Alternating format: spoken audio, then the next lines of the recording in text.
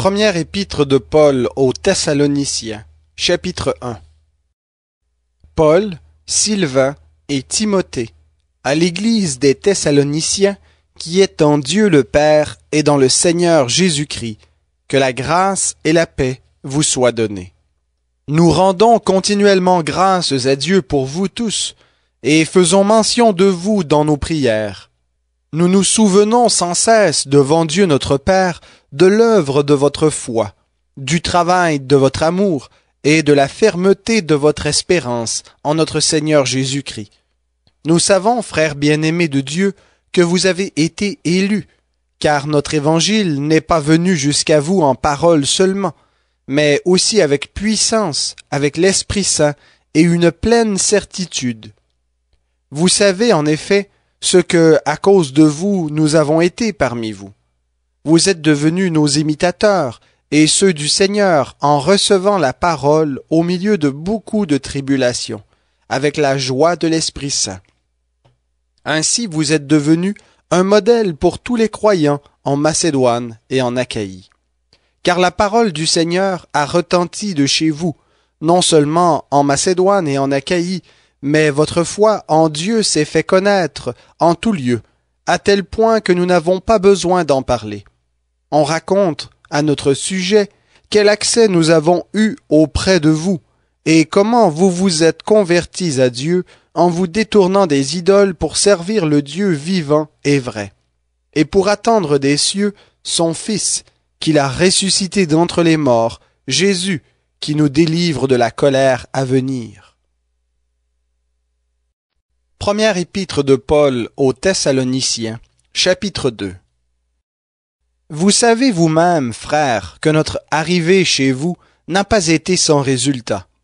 Mais après avoir souffert et avoir été maltraités à Philippe, comme vous le savez, nous avons pris de l'assurance en notre Dieu pour vous annoncer l'évangile de Dieu au milieu de bien des combats.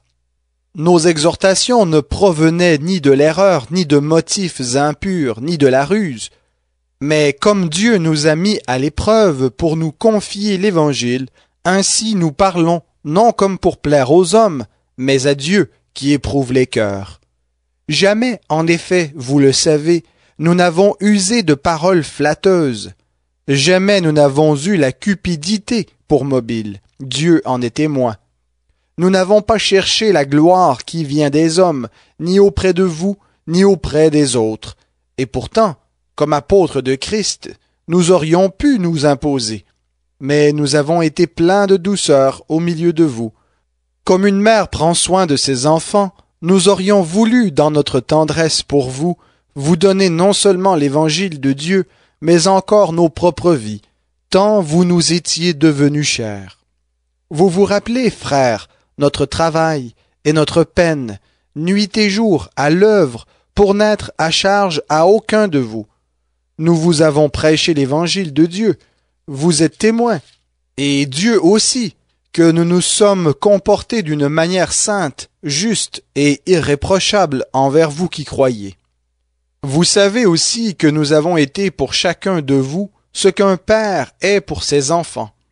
Nous vous avons exhorté, consolé, adjuré de marcher d'une manière digne de Dieu qui vous appelle à son royaume et à sa gloire.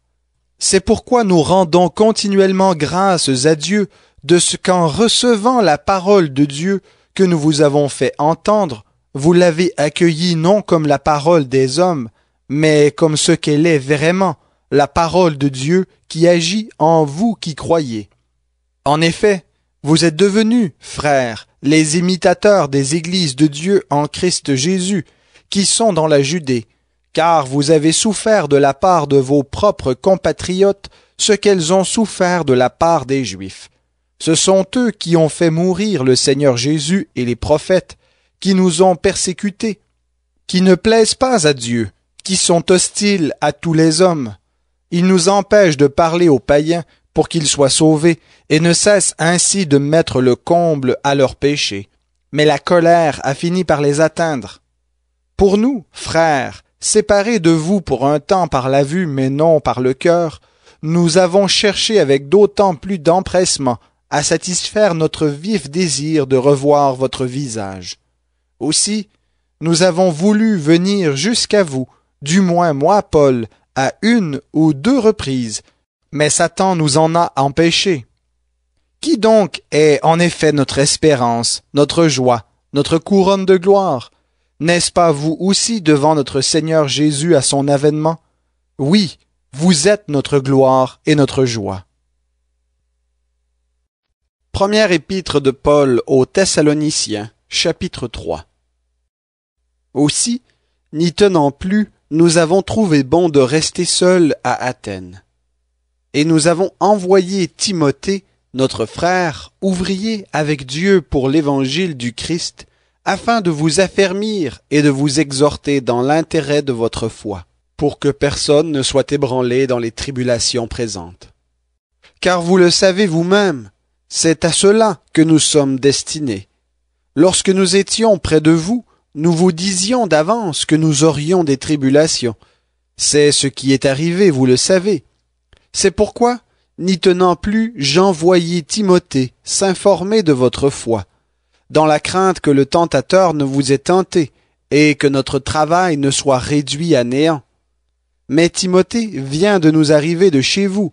Il nous a donné de bonnes nouvelles de votre foi, de votre amour, du bon souvenir que vous gardez toujours de nous, et de votre désir de nous revoir, désir pareil au nôtre. Ainsi, au milieu de toutes nos calamités et de nos tribulations, frères, nous avons trouvé notre consolation à votre égard, dans votre foi. Maintenant, nous vivons, puisque vous demeurez fermes dans le Seigneur. Quelles actions de grâce nous pouvons rendre à Dieu à votre sujet pour toute la joie dont nous nous réjouissons à cause de vous devant notre Dieu. Nuit et jour, nous lui adressons de très instantes supplications, afin de voir votre visage et de suppléer à ce qui manque à votre foi. Que Dieu lui-même, notre Père et notre Seigneur Jésus, aplanissent notre chemin jusqu'à vous. Que le Seigneur fasse abonder et déborder votre amour les uns pour les autres et envers tous les hommes, à l'exemple de celui que nous avons pour vous. Qu'il affermisse vos cœurs pour qu'ils soient sans reproche dans la sainteté devant Dieu notre Père, à l'avènement de notre Seigneur Jésus avec tous ses saints. Première épître de Paul aux Thessaloniciens, chapitre 4. Au reste, frères, nous vous le demandons, et nous vous y exhortons dans le Seigneur Jésus. Vous avez appris de nous comment vous devez marcher et plaire à Dieu. D'ailleurs, vous le faites. Eh bien, progressez encore. Vous savez, en effet, quelles recommandations nous vous avons données de la part du Seigneur Jésus. Ce que Dieu veut, c'est votre sanctification. C'est que vous vous absteniez de l'inconduite. C'est que chacun de vous sache tenir son corps dans la sainteté et l'honnêteté, sans se livrer à une convoitise passionnée comme font les païens qui ne connaissent pas Dieu. Que personne, en affaires, n'use envers son frère de fraude ou de cupidité. Le Seigneur fait justice de tout cela. Nous vous l'avons déjà dit et attesté. Car Dieu ne nous a pas appelés à l'impureté, mais à la sanctification. Ainsi, celui qui rejette ses préceptes ne rejette pas un homme, mais Dieu qui vous a aussi donné son Saint-Esprit. Pour ce qui est de l'amour fraternel, vous n'avez pas besoin qu'on vous en écrive, car vous êtes vous-même instruits par Dieu en vue de l'amour réciproque. C'est aussi ce que vous faites envers tous les frères de la Macédoine entière. Mais nous vous exhortons, frères, à progresser encore, à mettre votre honneur à vivre en paix, à vous occuper de vos propres affaires et à travailler de vos mains, comme nous vous l'avons recommandé. Cela pour que vous vous conduisiez honnêtement envers ceux du dehors et que vous n'ayez besoin de personne. Nous ne voulons pas, frères, que vous soyez dans l'ignorance au sujet de ceux qui dorment, afin que vous ne vous attristiez pas comme les autres qui n'ont pas d'espérance. En effet, si nous croyons que Jésus est mort et qu'il est ressuscité, nous croyons aussi que Dieu ramènera aussi par Jésus et avec lui ceux qui se sont endormis. Voici, en effet, ce que nous vous déclarons. d'après une parole du Seigneur. Nous, les vivants, restés pour l'avènement du Seigneur, nous ne devancerons pas ceux qui se sont endormis. Car le Seigneur lui-même a un signal donné, à la voix d'un archange, au son de la trompette de Dieu, descendra du ciel, et les morts en Christ ressusciteront en premier lieu. Ensuite, nous les vivants, qui serons restés, nous serons enlevés ensemble avec eux dans les nuées, à la rencontre du Seigneur dans les airs, et ainsi nous serons toujours avec le Seigneur. Consolez-vous donc les uns les autres par ces paroles. Première épître de Paul aux Thessaloniciens, chapitre 5.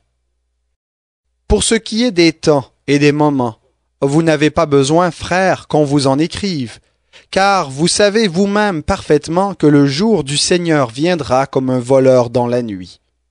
Quand les hommes diront « paix et sécurité », c'est alors que soudainement la ruine fondra sur eux comme les douleurs sur la femme enceinte, et ils n'échapperont point.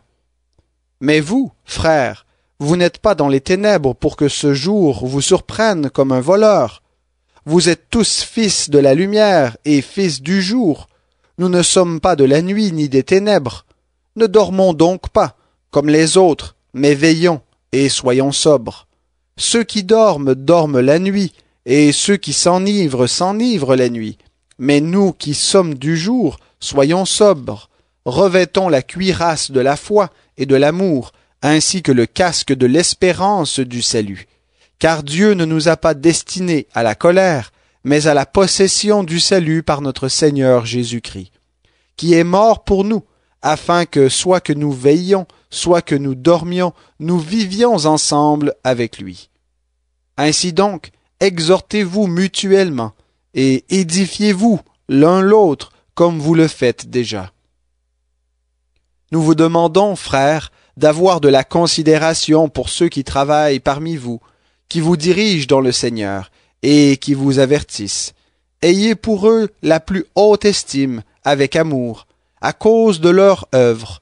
Soyez en paix entre vous. Nous vous y exhortons, frères. Avertissez ceux qui vivent dans le désordre, consolez ceux qui sont abattus, supportez les faibles, usez de patience envers tous. Prenez garde que personne ne rende le mal pour le mal, mais recherchez toujours le bien, soit entre vous, soit envers tous. Soyez toujours joyeux, priez sans cesse. En toutes circonstances, rendez grâce, car telle est, à votre égard, la volonté de Dieu en Christ Jésus. N'éteignez pas l'esprit, ne méprisez pas les prophéties, mais examinez toutes choses, retenez ce qui est bon. Abstenez-vous du mal sous toutes ses formes. Que le Dieu de paix vous sanctifie lui-même tout entier, que tout votre être, l'esprit, l'âme et le corps, soient conservés sans reproche à l'avènement de notre Seigneur Jésus-Christ. Celui qui vous a appelé est fidèle, et c'est lui qui le fera. Frères, priez pour nous. Saluez tous les frères par un saint baiser. Je vous en conjure par le Seigneur, que cette lettre soit lue à tous les frères. Que la grâce de notre Seigneur Jésus-Christ soit avec vous.